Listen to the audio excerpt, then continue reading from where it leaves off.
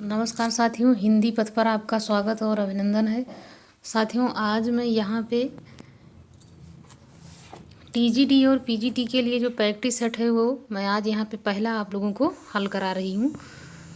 तो साथियों, यहाँ पे पहला प्रश्न है कि बालिका गच्छति अस्ति का हिंदी अनुवाद है।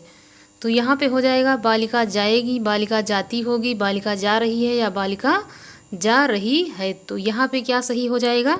यहाँ पे सही हो जाता है कि बालिका जा रही है, बालिका जा रही है। तो यहाँ पे सही हो जाएगा बालिका जा रही है। अब यहाँ पे सर्वस्व रूप है किसका? तो चतुर्थी का है, पंचमी का है, षष्ठी का है या फिर सप्तमी का है। तो यहाँ पे साथियों आंसर सही हो जाता है कि यह हो जाएगा, यह रूप है षष्ठी का। इसमें से भास की कृति है तो इसमें हो जाएगा बाल भारत, बाल चरित या फिर नैषधि चरितम या फिर हो जाएगा नागानंद। तो यहाँ पे सही आंसर होगा बाल चरित।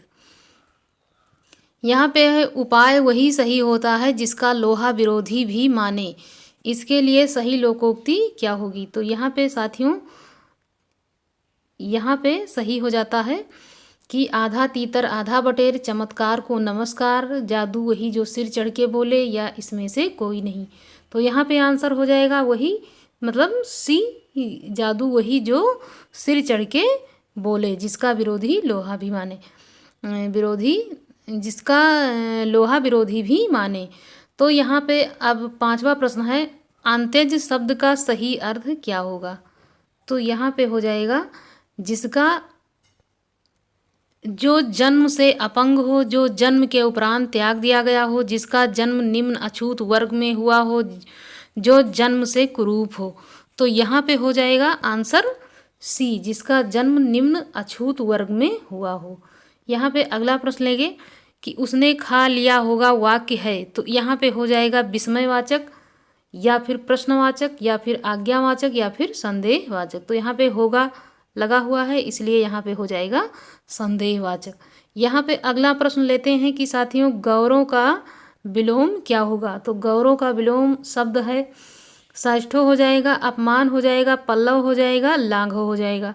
तो साथियों यहाँ पे हो जाएगा गौरों का विलोम लाघव। अब यहाँ पे शाखा मृग, आठवां प्रश्न है, शाखा मृग शब्द का पर्यायवाची है।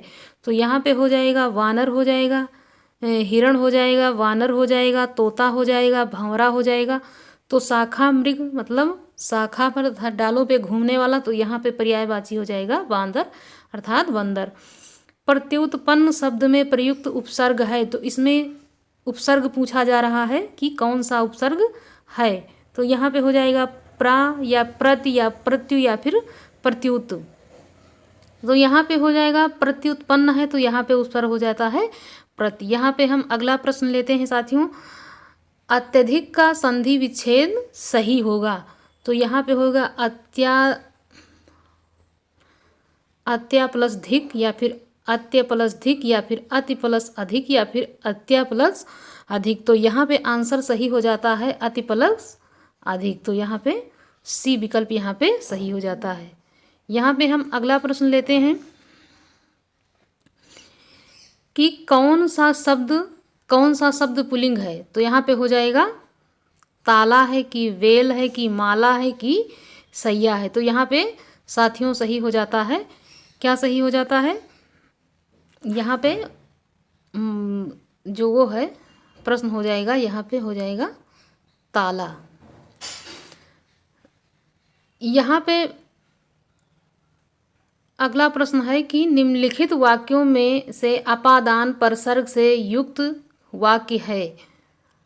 अपादान से पूछ रहा है कि यहाँ पे अपादान से युक्त।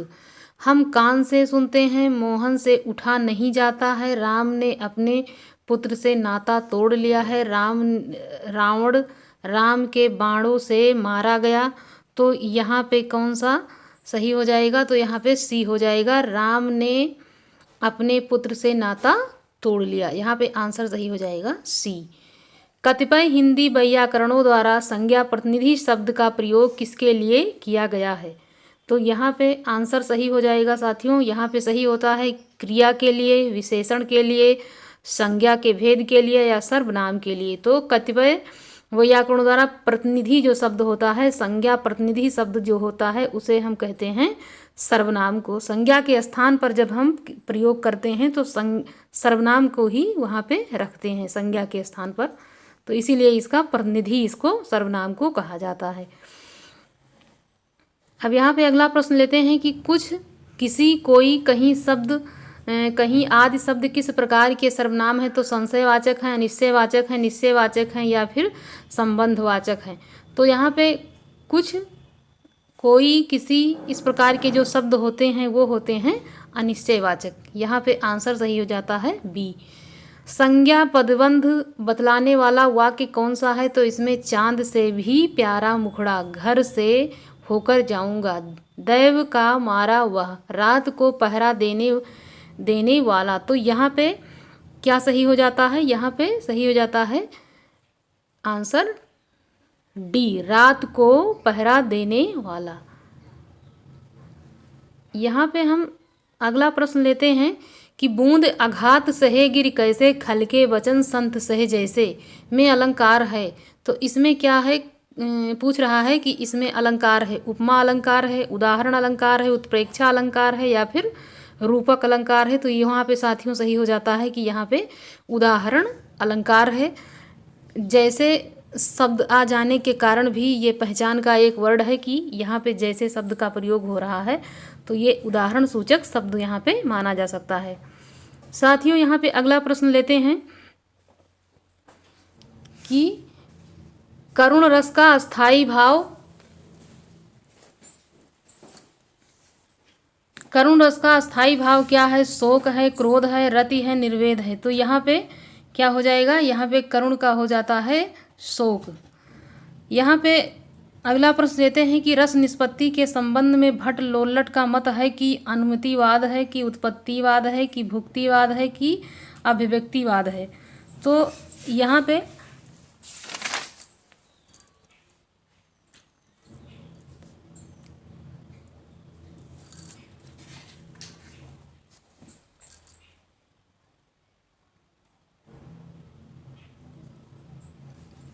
यहाँ पे रस निष्पत्ति के संबंध में भट्ट लोल्लट का मत है कि अनुमितिवाद है कि उत्पत्तिवाद है कि भुक्तिवाद है या अभिव्यक्तिवाद है। तो साथियों यहाँ पे सही होता है कि यहाँ पे उत्पत्तिवाद है। किसका है ये? तो ये हो जाएगा भट्ट लोल्लट का। अब यहाँ पे अगला प्रश्न है कि मणिकर्णिका के लेखक कौन है? तो यहाँ पे पूछ रहा है कि ये जो है ओम प्रकाश वाल्मीकि हैं कि धर्मवीर भारती हैं कि यहाँ पे तुलसीदास हैं कि सूरजपाल चौहान हैं। तो साथियों यहाँ पे जो मणिकर्णिका है इसके जो है रचनाकार कौन है? यहाँ पे तुलसी राम हो जाते हैं। साथियों यहाँ पे हम अगला प्रश्न लेते हैं कि महावीर प्रसाद द्विवेदी और हिंदी नवजागरण के लेखक हैं। तो यहाँ पे हो जाएगा रामविलास शर्मा, नामवर सिंह, डॉक्टर नगेंद्र या फिर नंदुलारे वाजपेयी। तो यहाँ पे आंसर सही हो जाता है कि इसके रचनाकार कौन है? तो यहाँ हो जाएगा रामविलास शर्मा। साहित्य लोचन किसका लिखा हुआ समीक्षात्मक ग्रंथ है? तो यहाँ पे साहित्य लोचन किसका समीक्षात्मक लिखा हुआ ग्रंथ है? तो यहाँ पे पूछ रहा है कि ये रामचंद्र शुक्ल का है कि गुलाब राय का है कि यहाँ पे हो जाएगा कि ये जो है श्याम सुंदर दास का है कि महावीर प्रसाद द्विवेदी का है। तो साथियों ये साहित्य लोचन जो है वो श्याम सुंदर दास का है। अब यहाँ पे हम अगला प्रश्न लेते हैं कि हिंदी नाटक उद्भव और विकास के लेखक कौन है? तो यहाँ पे हो जाएगा दशरथ ओझा हैं कि आचार्य हजारी प्रसाद द्विवेदी हैं कि यहाँ पे हो जाएगा राजेंद्र अवस्थी हैं कि इसमें से कोई नहीं। तो यहाँ पे सही हो जाएगा कि हिंदी नाटक उद्भव और विकास के लेखक जो हैं वो डॉक्टर दशरथ ओझा हैं। अब यहाँ पे हम अगला प्रश्न लेते हैं कि अशोक के फूल किस प्रकार का निबंध है? अशोक के फूल किस प्रकार का निबंध यहाँ पे पूछा जा रहा है। तो ये वैचारिक है कि प्राकृतपरक है कि भावात्मक है या फिर ललित है। तो साथियों यहाँ पे हो जाएगा कि जो अशोक का फूल है ये ललित निबंध जो है माना जाता है। और किसका है? तो ये हजारी प्रसाद द्विवेदी का है। अब यहाँ पे अगला प्रश्न है कि यौवन के द्वार पर निबंध के लेखक हैं। तो यहाँ पे यौवन के द्वार पर निबंध के लेखक हैं तो यहाँ पे नामवर सिंह हो जाएंगे, अज्ञेय हो जाएंगे, डॉक्टर नगेंद्र हो जाएंगे या फिर निर्मला जैन हो जाएंगी। तो इसके जो रचनाकार हैं वो हो जाएंगे डॉक्टर नगेंद्र। यौवन के द्वार पर निबंध के लेखक जो हैं वो नगेंद्र हैं। अब यहाँ पे पूछ रहा है, अगला प्रश्न है कि अर्धनारीश्वर निबंध संग्रह के रचनाकार का नाम है। तो यहाँ पे हो जाएगा शांति प्रिय द्विवेदी या फिर रामधारी सिंह दिनकर या अज्ञेय या फिर वासुदेव शरण अग्रवाल। तो साथियों यहाँ पे सही हो जाता है कि अर्धनारीश्वर निबंध जो है, अर्धनारीश्वर निबंध है यहाँ पे पूछ रहा है तो यहाँ पे हो जाएगा रामधारी सिंह दिनकर। यहाँ पे अगला प्रश्न लेते हैं साथियों कि हिंदी का ऐसा कौन सा निबंधकार है जिसके ध्यान में लिखते समय बाण और दंडी रहा करते थे। तो यहाँ पे आंसर सही हो जाएगा रामचंद्र शुक्ल हैं कि महावीर प्रसाद द्विवेदी हैं कि गोविंद नारायण हैं कि चंद्रधर शर्मा गुलेरी हैं साथियों। तो यहाँ पे सही हो जाता है कि उनके ध्यान में हमेशा कौन रहा करते थे? बाण और दंडी। तो ये हो जाएंगे गोविंद नारायण मिश्र। इनके जो है जब ये रचना करते हैं तो इनके ध्यान में हमेशा बाण और दंडी रहते हैं। संस्कृत के 4 अध्याय किसकी रचना है? तो यहाँ पे हो जाएगा कि अज्ञेय की है कि मुक्तिबोध का है कि जयशंकर प्रसाद का है कि दिनकर का है। तो यहाँ पे साथियों आंसर सही हो जाता है कि ये दिनकर का है। वैर क्रोध का अचार या मुरब्बा है, यह कथन किस निबंधकार का है? बहुत ही इम्पॉर्टेंट ये प्रश्न है क्योंकि ये टीजीटी में ही नहीं, ये टीटी या फिर सुपर टेट में जैसे एग्जाम में भी इस प्रकार के प्रश्न पूछे जा रहे हैं। तो साथियों यहाँ पे आंसर सही होता है कि हजारी प्रसाद द्विवेदी का है, महावीर प्रसाद द्विवेदी का है, आचार्य रामचंद्र शुक्ल का है या फिर श्याम सुंदर दास का है। तो यहाँ पे आंसर सही हो जाता है कि यह रामचंद्र शुक्ल का है। अब यहाँ पे अगला प्रश्न लेते हैं कि ठिठुरता हुआ गणतंत्र किसकी रचना है? तो यहाँ पे हो जाएगा भगवती चरण वर्मा का या शरद जोशी या फिर हरिशंकर परसाई का या फिर हजारी प्रसाद द्विवेदी का। तो यहाँ पे ठिठुरता हुआ गणतंत्र पूछ रहा है तो ठिठुरता गणतंत्र हरिशंकर परसाई की रचना है। यहाँ पे अगला प्रश्न है कि नीलम देश की राजकन्या किस विधा की रचना है? नीलम देश की राजकन्या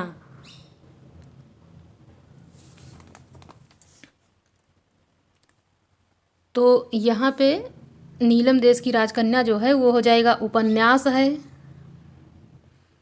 उपन्यास है कि कहानी है कि एकांकी है या फिर आत्मकथा है। तो साथियों यहाँ पे सही हो जाता है कि ये क्या है? ये कहानी है। क्या है? कहानी है। अब यहाँ पे है कि मुंशी धनपत राय को प्रेमचंद नाम से सुशोभित करने वाले व्यक्ति का नाम है। तो यहाँ पे आंसर सही होता है मुंशी दया नारायण या फिर मुंशी अजायबलाल या फिर मुंशी देव नारायण या इसमें से कोई नहीं। तो इसमें से जो है वो हो जाएगा मुंशी दया नारायण ने मुंशी धनपत को जो है मुंशी धनपत राय को प्रेमचंद नाम प्रदान किया था। किसने? तो बहुत ही इम्पॉर्टेंट है साथियों, ये एकदम याद कर लेना है कि मुंशी दया नारायण ने इनको, जो इनका धनपत राय नाम था, इससे इन्होंने इनका नाम प्रेमचंद कर दिया था।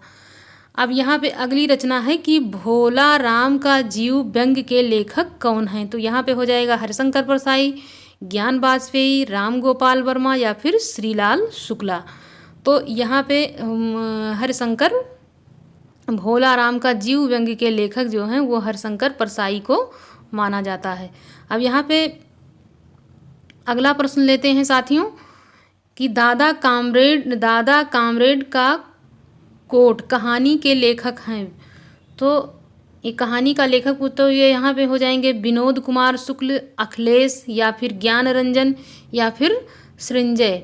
तो यहाँ पे साथियों क्या सही हो जाता है? यहाँ पे सही हो जाता है कि इसके लेखक जो हैं वो सृंजय। अब यहाँ है सफ़ेद कौवा कहानी की लेखिका कौन है? तो यहाँ पे हो जाएगा कि मंजुल भगत हैं, कि रमेश बत्रा हैं, या फिर मृदुला गर्ग हैं, या फिर सुरेंद्र तिवारी हैं।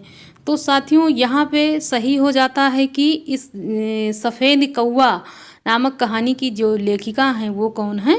तो वो मंजुल भगत हैं।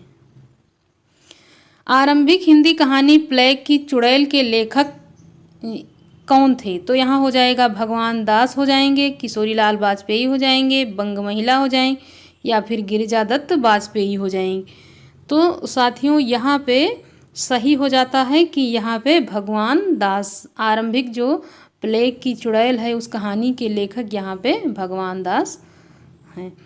ननकू सिंह किस कहानी का पात्र है? तो यहाँ हो जाएगा दो बांके का, शरणागत का, खेल का, या फिर गुंडा कहानी। तो साथियों यहाँ पे सही हो जाता है कि ननकू सिंह जो है वो गुंडा कहानी का एक पात्र माना जाता है। यहाँ पे साथियों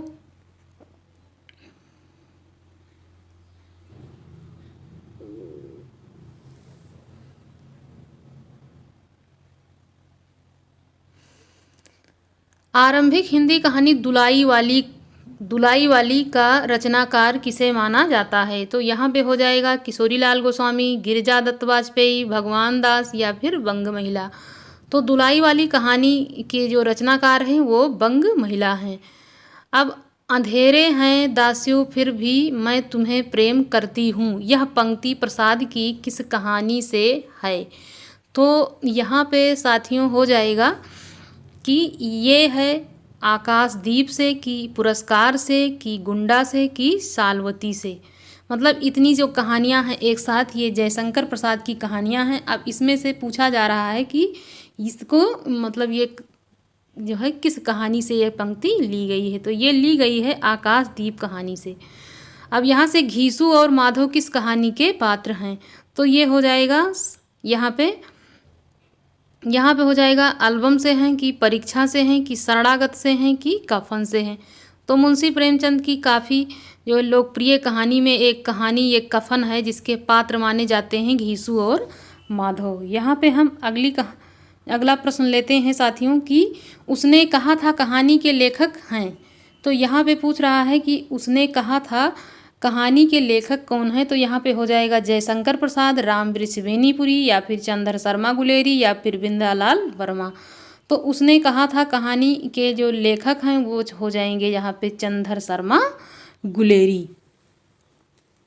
चंद्र शर्मा गुलेरी ने 3 कहानी लिखी है, जो है इसमें हो जाएगा उसने कहा था, सुखमय जीवन और बुद्धू का कांटा। तो इनकी तीनों कहानियाँ जो थी वो काफ़ी लोकप्रिय हुई। उसमें से उसने कहा था बेहद महत्वपूर्ण कहानी है साथियों। अब यहाँ पे हम अगला प्रश्न लेते हैं कि रुकोगी नहीं राधिका के उपन्यासकार कौन हैं? तो यहाँ पे हो जाएगा दीप्ति खंडेलवाल, या फिर राजी सेठ, या फिर मंजुल भगत, या फिर उषा प्रियंवदा। तो साथियों यहाँ पे आंसर सही हो जाएगा उषा प्रियंवदा। रुकोगी नहीं राधिका बेहद महत्वपूर्ण कहानी की दृष्टि से देखा जाए तो ये जब कोई महिला उपन्यासकार मतलब उपन्यास है, तो उपन्यास अगर पूछा जाता है तो ये जो है काफ़ी हद तक ये पूछे जाने की संभावना रहती है। जैसे कहानी में बंग वाली महिला जो कहानी है उसको पूछने की प्रबल संभावना रहती है, वैसे ही ये उपन्यास भी काफ़ी हद तक पूछे जाने की संभावना रहती है। यहाँ हम अगला प्रश्न लेते हैं कि नागफनी का देश किस काल की रचना है? तो यहाँ पे हो जाएगा आधुनिक काल का है, कि या भक्ति काल का है, ये रीत काल का है, या फिर आधुनिक जो है आदिकाल का है। तो ये रचना जो है यहाँ पे हो जाएगी कि ये आधुनिक काल की रचना है। किसकी है? तो ये हो जाएगा कि ये आधुनिक काल की रचना है। और ये रचना मतलब किसकी रचना है अगर पूछता है तो ये अमृत राय की रचना है। अमृत राय कौन थे? तो ये जो हैं प्रेमचंद के बेटे हैं। चाक उपन्यास की लेखिका कौन है? तो चाक उपन्यास की लेखिका यहाँ पे पूछ रहा है, तो यहाँ पे हो जाएगा कि जो है यहाँ पे हो जाएगा कि मैत्रेयी पुष्पा हैं, कि मृदुला गर्ग हैं, या फिर रमणिका गुप्ता हैं, या फिर प्रभा खेतान हैं। तो जो चाक उपन्यास है इसकी जो लेखिका हैं वो कौन है? तो वो हो जाएंगी मैत्रेयी पुष्पा, मैत्रेयी पुष्पा। अब यहाँ पे हम अगला प्रश्न लेते हैं, गोबर गणेश किस लेखक का उपन्यास है? गोबर गणेश किस लेखक का उपन्यास है? तो यहाँ पे हो जाएगा कि प्रेमचंद का है, कि विनोद कुमार शुक्ल का है, कि रामदेव शुक्ल का है, कि रामचंद्र शाह का है। तो यहाँ पे साथियों सही हो जाता है कि ये जो रचना है वो किसकी है?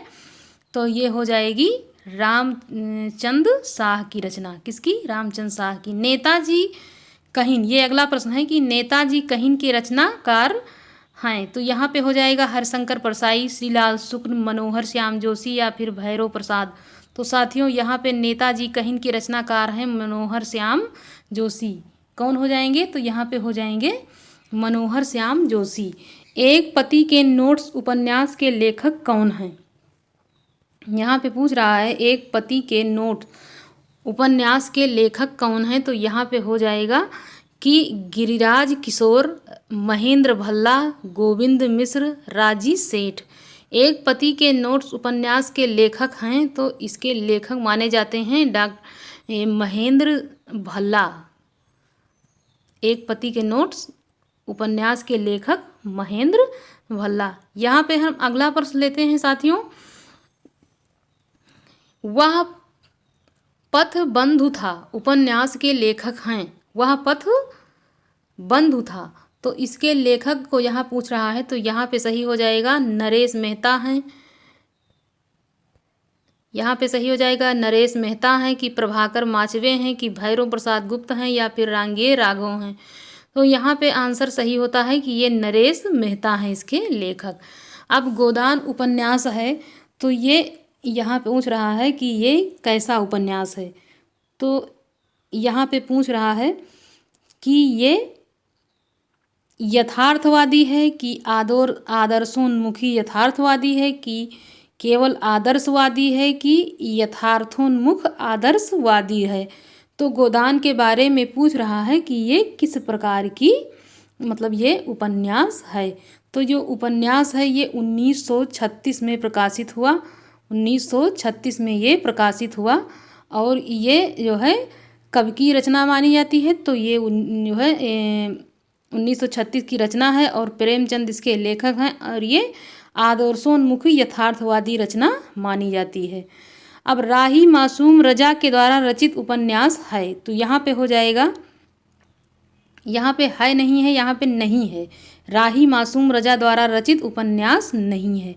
कभी ये जो है नहीं और है जो होता है, यहाँ पे तो दिक्कत है ही है। अगर पढ़ते समय इसको अच्छे से ध्यान नहीं दिया जाता है तो ये नहीं और है के चक्कर में एक आध दो क्वेश्चन एग्ज़ाम में भी गलत होने की संभावना बनी रहती है। तो इसको नहीं और है को सबसे ज़्यादा फोकस यहाँ पढ़ते समय यही करना चाहिए कि यहाँ पे काफ़ी अच्छे से देख लें कि यहाँ पे नहीं पूछ रहा है कि है पूछ रहा है। तो यहाँ पे नहीं पूछ रहा है, तो सही हो जाएगा कि टोपी शुक्ला, कि समर शेष है, कि दिल एक सादा कागज़, या फिर कटरावी आरजू। तो इनकी रचना जो है वो समर शेष नहीं है। तो यहाँ पे क्या है कि ये अब्दुल बिस्मिल्लाह की चर्चित रचना है ये समर शेष। ये और ये टोपी शुक्ला, दिल एक सादा कागज़, कटरावी आरजू, ये राही मासूम रजा के उपन्यास हैं। अब यहाँ पे हम अगला प्रश्न लेते हैं कि प्रेमचंद का जन्म कब और कहाँ हुआ। प्रेमचंद का जो जन्म है वो पूछ रहा है कि इनका जन्म कब और कहाँ पर हुआ। तो साथियों ये हो जाएगा कि इनका जन्म हुआ 31 जुलाई 1980 को बनारस से 4 मील दूर लमही नामक गांव में, कि 8 अक्टूबर 1980 को पटना के पास लमही नामक गांव में, कि 3 जुलाई 1881 को प्रयाग के पास लसी नामक गांव में, कि 31 जुलाई 1980 को कानपुर के पास लमसी नामक गांव में। तो साथियों यहाँ पे सही हो जाता है आंसर यहाँ पे ए।